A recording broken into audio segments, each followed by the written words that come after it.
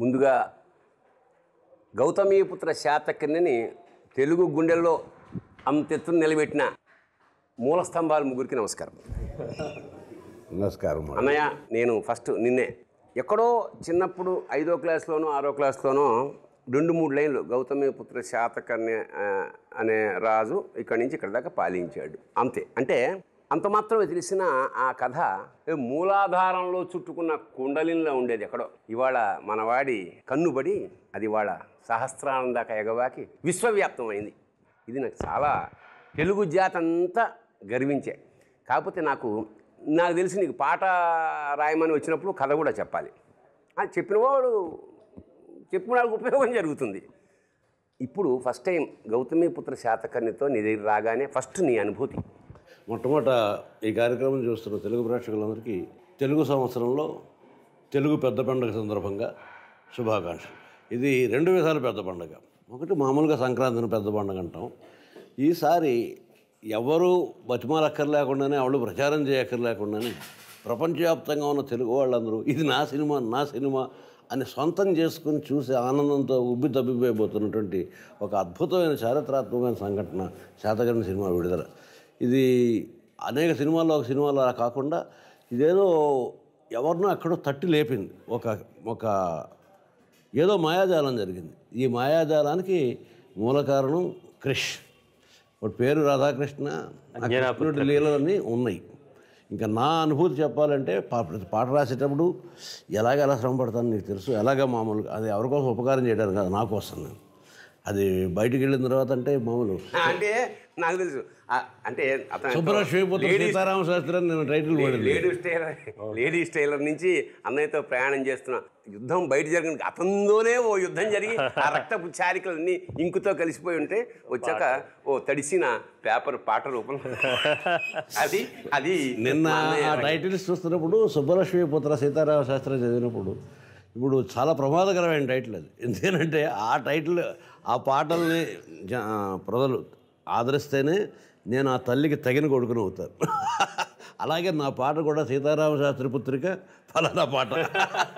అలా అవడానికి సాధారణంగా క్రిష్ ఎక్కువ స్కోప్ కలిగించి ప్రతిసారి హైటెన్షన్ ఇలా పెడతాడు. ఒక్క గమ్యంలో తప్ప ఇంకే సినిమాలో నా దగ్గర కూర్చున్నది లేదు. టెలిఫోన్లో నుంచి ఆకాశవాణిలో నుంచి ఏదో మాట్లాడడం, పాట రాసేయండి. హైదరాబాద్ ఆయన ఇక్కడ పుస్తకాలు చదువుతూ కూర్చున్నాను. 2 పుస్తకాలు చదివితే 3 అభిప్రాయాలు వస్తున్నాయి. ఏది తీసుకోవాలి అని మొత్తానికి ముగ్గురు కూడా ఒక 6 సందర్భంలో కూర్చుని అంతర్లీనంగా ఒక కథని చెప్పాలి. ఆ కథ మన ఆత్మకి సంబంధించి ఉండాలి. అంటే ఇప్పుడు నేను ఎందుకు చెప్తున్నానంటే ఎత్తి చూపిస్తున్నాను. ఈ సినిమా చూస్తున్నప్పుడు ఒక చారిత్రాత్మకమైన గౌతమీపుత్ర శాతకర్ణి అనే మాత్రమే కాకుండా ఒక భారతీయతను గురించి ఒక మొదలు, ఒక హిమాలయం అంత శిఖరం, అంటే దాని ఒక కథకి సరిపోయే ఎత్తుగడ, మధ్యమం, పతాక స్థాయి, ఈ 3 కలిపి అత్యద్భుతమైనటువంటి మిరాక్యులస్ అమాల్గమేషన్ జరిగింది. ఎందుకంటే కథగా చూస్తే 4 యుద్ధాలే కనిపిస్తాయి. దీన్ని రామారావు కూడా తీయడానికి ప్రయత్నం చేశారు. గౌతమీపుత్ర శాతకర్ణి కథ అంతటినీ తీద్దామని సగమే తీసామనుకున్నారు. సగమే తీసి అంతా తీసాడు ఇందులో. ఎందుకనంటే మొత్తం భారతదేశాన్ని అఖండంగా పరిపాలించడమే కాకుండా గణరాజ్యాలుగా విడిపోతున్నటువంటి ఒక రకంగా ఇంకొక కోణంలోంచి చూస్తే భరణి ఆ చిత్రం చూసేవాళ్ళకి అంతరాంతరాల్లో 2000 ఏళ్ల కిందటి పరిస్థితి ఇప్పుడు కూడా ఉంది. అనేక ప్రాంతాలు, అనేక భాషలు, అనేక భేదాలతో దానికి ఒక అత్యద్భుతమైన సొల్యూషన్ చెప్పినవాడు బుర్రసాయి మతం. అత్యద్భుతమైన సొల్యూషన్. ఎందుకంటే ఇంత సులభంగా సుభాషితాలు ఏనుగు లక్ష్మణ్గా కూడా చెప్పలేదాము.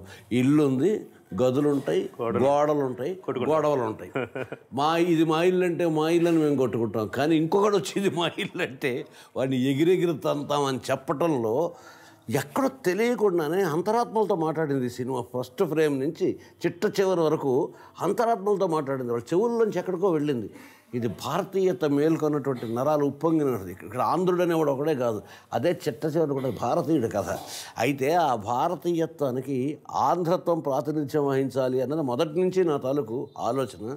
దాన్ని క్రిష్ అంగీకరించాడు, గౌరవించాడు. అందుకని అక్కడ సార్వభౌములు కూడా ఇది తెలుగువాడు ఎగరేసిన భారతీయ జెండా అని.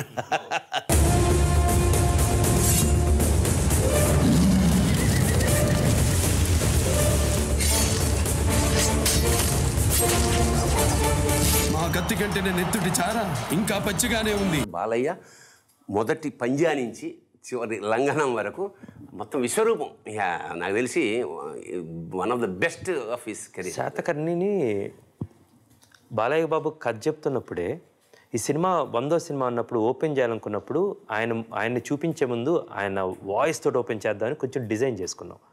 దానికి సాయి గారు రాసిన సమయం లేదు మిత్రమా శరణమారానమే అది వచ్చినప్పుడు దానికన్నా ముందు ఈ ఫస్ట్ టైటిల్స్ మీద ఆయన కన్నా ముందు సృష్టిలో మీ పేరుని అత్యంత అద్భుతంగా పిలిచేది అమ్మ కన్నా ఇంకా గొప్ప తర్వాతే భార్య అయినా ఎవరైనా.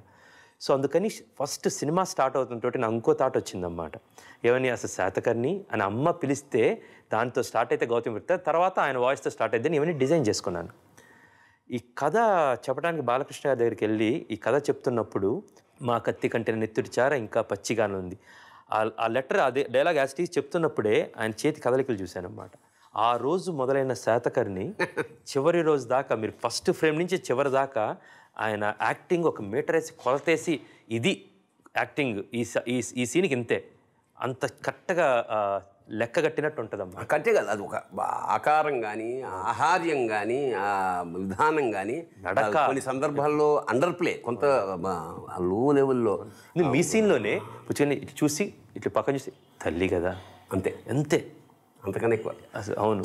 అలాగే సినిమాని ఇటు ఈయన సింహంలా ఉంటే అటు జింకలా చేసేసిన శ్రేయ ఒక ఆర్టిస్ట్కి ఇన్ని వైవిధ్యాలున్న పాత్ర దొరకడం అదృష్టం. అపూర్వమైన అమ్మాయి. ఈ సినిమాలో వాసిష్ఠిది నేను టెక్స్ట్ బుక్ యాక్టింగ్ అంటాను. అది ఆమె మళ్ళీ ఇంకోసారి చేయమన్నా ఇలా చేసిద్దా లేదో నాకు తెలియదు, బట్ ఇప్పుడు చేసింది మాత్రం text book acting. What a great performer.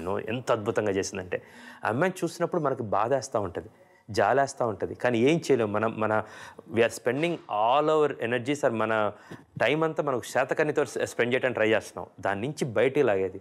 And Hema Malini గారు లేకపోతే ఈ సినిమా పరిస్థితి ఏంటని అందరూ అన్నారు. బాలకృష్ణ గారు లేకపోతే ఈ సినిమా పరిస్థితి ఏంటండి, నాకు శ్రియా లేకపోతే ఏంటి అది. అండ్ మరోవైపు నుంచి హేమమాలిని గారు వీళ్ళిద్దరి మధ్యలో ఆ అమ్మాయి నలిగిపోయే పాత్రగా శ్రేయ ఎక్స్ట్రాడినరీ అండి. నేను బొట్టు పెట్టింది నా భర్త కాదు,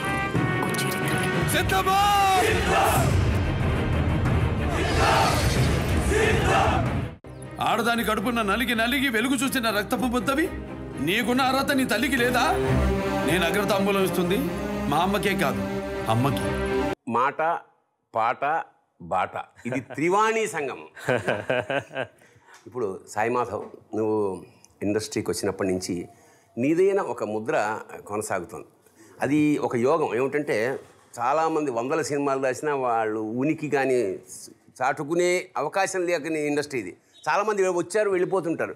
కానీ నీకు వైవిధ్యంగా దొరికిన సినిమాలు అవుతేనేమి, ముఖ్యంగా కంచె, ఇలాంటి శాతకర్ణి రాయడం అంటే 10 కంచెలు దాటడం. చాలా ఎక్కువ రచయితగా నీకు తెలుసు. అంచేత కాకపోతే ఏమిటంటే చాలాసార్లు కాంప్లికేషన్స్ని చాలా సింప్లిఫై చేసి అన్నయ్య చెప్పినట్టు రాయగలగడం అనేది ఒక చిత్రమైన విద్య. ఇందాక అన్నయ్య ఆ కథ ఉందే, నువ్వు చెప్పిన కథ, ఆ చీమ కథ ఎవరిది అంటే నేను ఈసప్ కథలు లాంటిదా లేకపోతే నువ్వే సృష్టించావా? లేదు, అది అది కూడా ఎంతసేపు అండి. సాంగ్ వచ్చింది అనుకోకుండా దానికి లీడ్ కావాల్సి వచ్చింది అన్నమాట. అదొక్కటే మొత్తం బౌండ్ స్క్రిప్ట్లో ఉంది. మీరు పలికిన ప్రతి సంభాషణ మీకు 2 నెలల ముందే చెప్పాను నేను. అవునవునవునవును, ప్రతిదీ ఉంది. సాంగ్ జరుగుతూ ఉంది. 1 గంట 2 గంటలకి ప్యాకప్ అవుతుంది అర్ధరాత్రి. 1 గంటకి నాకు ఐడియా వచ్చింది ఇక్కడ ఇది ఒక కథ కావాలి అని.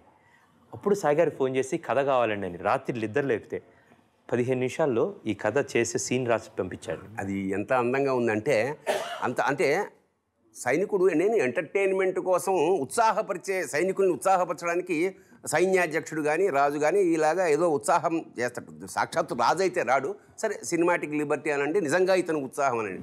బట్ ఈ కథ చెప్పడం అంతరం చూశాక షాక్. నిజంగా ఎంత ఉత్సాహం కలుగుతుందో మనకంతే ఉత్సాహం ప్రేక్షకులు. నేను అన్నయ్యని అడిగాను, ఈ కథ సొంతంగా రాశాడా లేకపోతే ఎక్కడైనా ఈసప్ కథలా అక్కడంటే లేదు సొంతంగా. అప్పుడు నేను అన్నాను, బుర్రా మాధవ్కి ఇంటి పేరులోనే కాదు సొంతంగా కూడా ఉంది.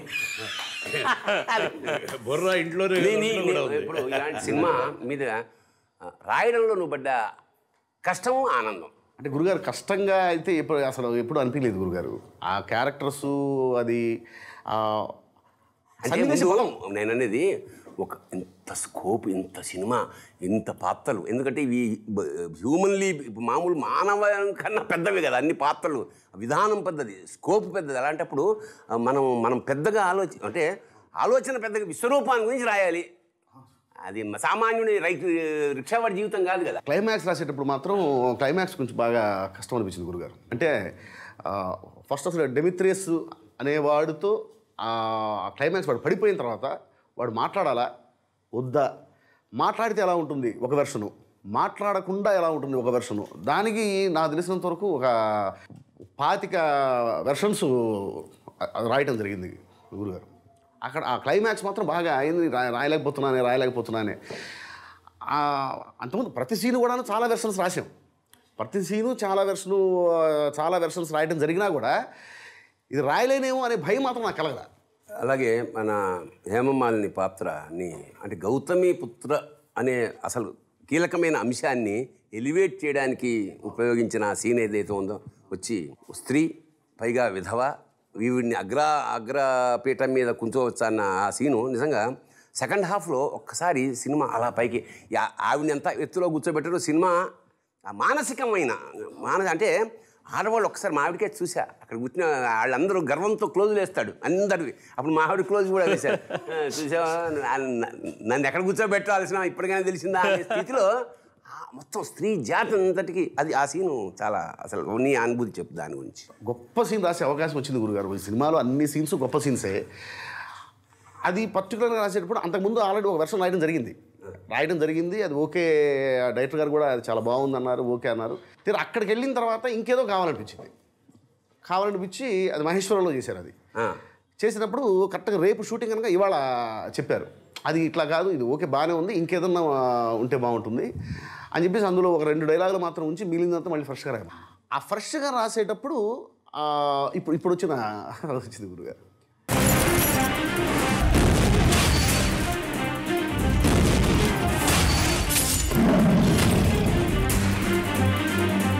అధరమదోల అదిరినదేలా, అధరమదోల అదిరినదేలా, కనుకొలకుల తడి తడుకేలా, మృగనయన భయమేలని, మృగనయన భయమేలని. రొమాంటిక్ సాంగ్ ఉంది ఎకిమీడు. అదేంటి మృగనయన హిందుస్థానీ. ఎకిమీడికి నేను కృతజ్ఞతలు చెప్పాల్సింది మాత్రం బాలకృష్ణకి. ఎందుకంటే నేను ఏం చేసినా దాన్ని ప్రోత్సహించేది కృష్ణ. మొట్టమొదటిసారి కృష్ణకి వచ్చేసరి ఏమిటంటే ఇది ఏమిటో అందరూ అడిగితే నేనేం చెప్పను, ఎవరు అడిగినా సమాధానం చెప్పగలేదు, బాలకృష్ణ అడిగితే సమాధానం చెప్పాలని. బాలకృష్ణ అడగలేదు. ఎందుకంటే ఎకిమీడు అన్నది నిజానికి కొత్తది కాదు. ఇందులో మనం ఎంత ఆనందిస్తున్నాం అని ఈ సందర్భంలో చెప్తున్నాను, అవసరం కాబట్టి దుఃఖపడాలి. గత 5 తరాలుగా మనం తెలుగుని, తెలుగు సంస్కృతిని, తెలుగు భాషని మర్చిపోతున్నాం. ఉదాహరణకి భక్త కన్నప్ప సినిమా వచ్చింది, కృష్ణరాజు గారి సినిమా. అందులో వేటూరు గారు వాళ్ళ అబ్బ వాణిశ్రీకి కన్నప్పకి పెట్టిన డ్యూయట్లో వాళ్ళ మాట వాడారు. పింగళ నాగేంద్రరావు, సముద్రాలు రాఘవాచ. ఇది స్వచ్ఛమైన తెలుగు మాటలు. జానపదాల్లో వచ్చినప్పుడు, పౌరాణికాల్లో వచ్చినప్పుడు కూడా ఇప్పుడు చెప్పు దాని లిటరల్ ఉత్పత్తి అర్థం. ఎకిమీడు అంటే ప్రభువు, రాజు. ఎందుకనంటే ఇప్పుడు వీళ్ళిద్దరూ పైకి వెళ్తారు, అధిరోహించేవాడు. కాదు ఎకిమీడు, ఒడయడు, రాజు ఇవన్నీ తెలుగు పదాలు. వడయుడు ప్రభు అని. మామూలుగా అంతఃపురంలో ఆవిడ ఎవరు పిలుస్తుంది? రాణి వశిష్ఠి ప్రభు స్వామి అంటుంది. బయటికి వెళ్ళిన తర్వాత ఇది ఏమంటుంది? అన్నట్టు మామ అన్నట్టు. ఆ ఎకిమీడు అనేసరికి అది ట్యూన్లో వెళ్ళి అలా కూర్చుంటే చాలా ఆనందించాడు. నాకు తెలుసు బాలయ్య చాలా తెలుసు. ఆయన మనం వెళ్ళగానే మొట్టమొదటి మనతో పలకరించేటప్పుడే సాధారణంగా భద్రం కర్ణేభి శృణయామదేవాహ అని ఉపనిషత్తులో పలకరిస్తున్నాడు ఆయన. అయ్యి బాబు ఈయనేంట్రా బాబు, ఇంత చాలా తెలిసిన వ్యక్తి ఆయన.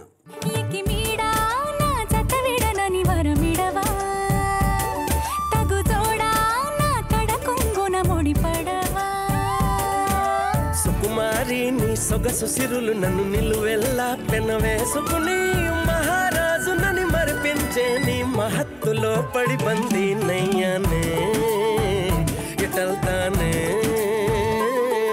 బుర్రా నువ్వు ఈ సినిమా మొత్తంలో ది బెస్ట్గా నేను సాటిస్ఫాక్షన్ అయ్యాను అన్న సీను అంటే అన్నీ ఉన్నాయనుకో, అన్ని గొప్ప సీన్లే కాదనగా నువ్వు బాగా ఎంజాయ్ చేసింది. ఏనుగు వెనక ఏనుగు, ఏనుగు వెనక ఏనుగు అని చెప్పే సీను, అలాగే శాతకర్ణి వాసిష్ఠి వీళ్ళిద్దరూ ఏకాంతంగా గడిపేటువంటి సీన్స్, ఆ సీన్స్ అన్నీ కూడా నాకు చాలా నా కుమారుడు రణరంగం, నా కుమారుడు కూడా ఉన్నాడు. అదే అది ఆయన చెప్తుంది. ఆత్మ శరీరాలతోటి మగవాడికి మాతృత్వానికి మగతనానికి దేహాత్మలతో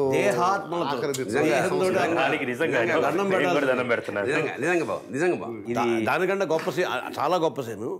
నటుడు సరైన వాడు పడితే పండే సీను శుభలేఖ సుధాకర్ ఒక చిన్న ముక్కలో, ఇప్పుడు నిన్ను జైల్లో పెడితే వారు వస్తారు, నిన్ను చంపితే నువ్వు వస్తావు, వల్లకాడి దగ్గర వెయిట్ చేస్తాను అనే విధానం, రాసిన విధానానికి ఆయన రాసిన అన్నిటి వాటిల్లో చెయ్యి పట్టుకొని మగనాలికి గాజులందం, మరి మగాడికి గాయాలందం అసలు ఒకటి కాదు, కావ్యంలాగా ఉంది, కావ్యంలాగా ఉంది. మా జైత్రయాత్రను గౌరవించి, మా ఏలుబడిని అంగీకరించి, మీ వీరఖడ్గాన్ని మా రాయబారికి స్వాధీనం చేసి మాకు సామంతులవుతారని ఆశిస్తున్నాము. సమయం లేదు మిత్రమా, శరణమా రణమా. మీరు కడుపున మూసింది మనిషిని కాదు, మారణ హోమాన్ని, మహాయుద్ధాన్ని.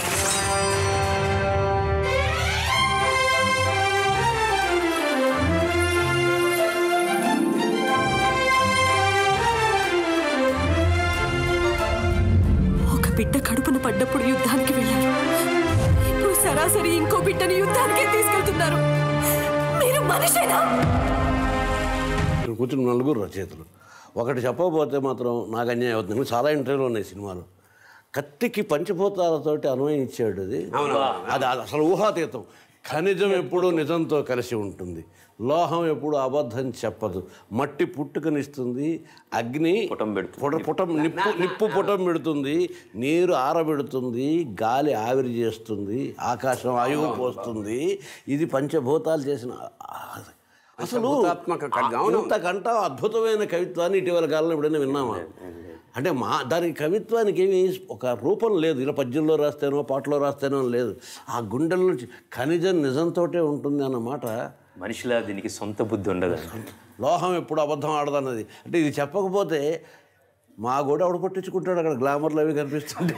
అదే అంటే ఇక్కడ ఇది ఈ సినిమా ప్రత్యేకత ఏమిటంటే పాలు నీరు అలా అన్ని విభాగాలని సాటిస్ఫై అవుతున్నారు. అది వచ్చింది అంటే పాటు అలాంటి మాట, ఇటు విజువల్స్. అలాంటిదే నిన్నే కన్నా పుణ్యం కన్నా ఏది మిన్న కాదనుకున్న జననికి జన్మభూమి వాక్యం, నిన్నే కన్న పుణ్యం కన్న ఏది మిన్న కాదనుకున్న జననికి జన్మభూమికి తగిన తనయుడు అన్న మన్నన పొందరు. నిజాన్ని రేపు పొద్దున ఎవరినైనా ఆశీర్వదించాల్సి వస్తే ఈ వాక్యంతో ఆశీర్వదించాలి. దీర్ఘాయుష్మాన్ భావం అవసరం లేదు. ఎందుకు బతికి ఏం చేస్తాడు?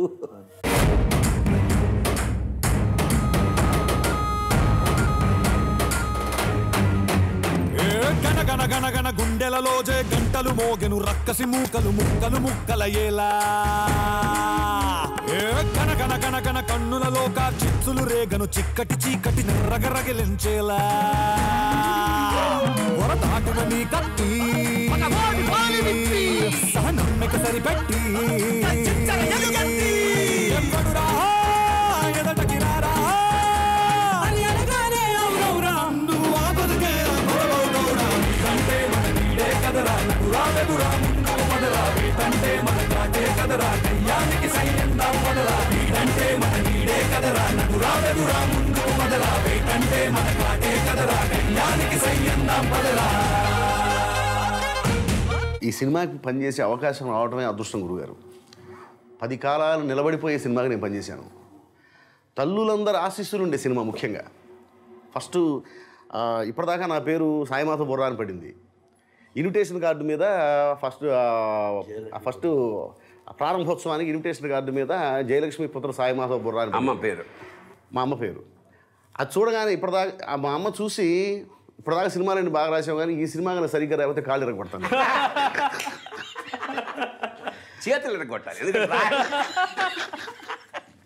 అదే ఓకే అంటే ఎంత బాధ్యత. అవునవును, ఎందుకంటే మా ఆవిడ చూస్తూ ఏమంటే మీ అమ్మ పేరు అంది, నా పేరు ఎడిటింగ్లో పెట్టేసేవి అంటే మీ అమ్మగారి పేరు అంది. అట్లా కొత్త ఐడెంటిటీ వచ్చింది వాళ్ళకి. బండి అమ్మ పేరు కూడా జనానికి తెలియజేసేటువంటి సినిమాకి పనిచేయటం, అది గౌతమిపుత్ర శాతకర్ణి లాంటి ఒక మహాపురుషుడి కథకి మాటలు రాసే అవకాశం రావటం నిజంగా కృషి గారు నాకు ఇచ్చినటువంటి అదృష్టం. అనే ఆ అంటే అమ్మ అని నేర్పిన తెలుగు భాషది. సో అమ్మకి ఇవ్వాల్సిన ప్రాధాన్యతతో పాటు ఇది ఒక గౌతమిపుత్రుడైన ఒక రాజు గురించి మాత్రమే కాకుండా అద్భుతమైన సంస్కృతికి తెలుగు వాళ్ళకి ఇచ్చింది. కృష్ణని నాకు కొన్ని లక్షల కోట్ల గొంతులతో పొగడాలనిపించింది. ఆ శ్రమ లేకుండా నా గొంతుతో కొన్ని కోట్ల మంది పొగడుతున్నారు.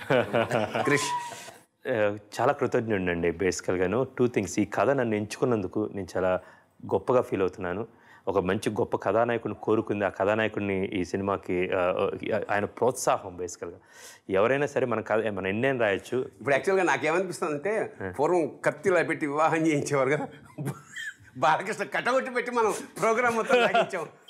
కటౌట్ పెట్టారు. ఇది కూడా ఒకసారి సినిమాకి కొత్త గ్రామరు అని అన్న కానీ విస్మృతమైనటువంటి ఒక స్థితిలోంచి ఒక డిగ్నిటీతో కూడిన కొత్త గ్రామాన్ని మళ్ళీ నిర్వచించాడు క్రిష్. తెలుగు వాళ్ళమే బాగా తీసాం, తెలుగు వాళ్ళమే పాడు చేసాం, మళ్ళీ తెలుగు వాళ్ళమే ఇప్పుడు బాగు చేస్తున్నాం. ఇంకా అద్భుతంగా తీసుకెళ్ళగలిగేది కూడా మనమే. Thank you so much for everything. And more than anything, ఈ సినిమాలో చాలామంది చిన్న చిన్న పాత్రలు చేసిన వాళ్ళు కావచ్చు, చిన్న టెక్నీషియన్స్ కావచ్చు, మనందరం ఊరికి ఇప్పుడు కనపడుతున్నాం అన్నమాట. కొన్ని వందల మంది, వేల మంది శ్రమ ఇది. అది ఈరోజు జనమందరూ వస్తున్నందుకు వాళ్ళకి, మాకు అందరి తరపు నుంచి ఇంకొకసారి తెలుగు ప్రజలందరికీ ధన్యవాదాలు. Thank you. కాలవాహిని శాలివాహన శతముగా ఘన కీర్తి పొందిన సుప్రభాత సుజాత వహిని గౌతమి సుత శాతకర్ణి బహుపరా కక్షల కాళ రాత్రిలోన కాంతిక రాజసూయాత్వరమునే చరిపెరా కత్తులలోన చిత్రమైన శాంతికి తానే వేద స్వరముగా పలికెరా సాహో సార్వభౌమ బహుపరాన్నే కన్న పుణ్యం కన్న ఏది మిన్న కాదనుకున్న జననికి జన్మభూమికి తగిన తనయుని వన్న వందన బొమ్మరాయి కన్న పుణ్యం కన్న ఏది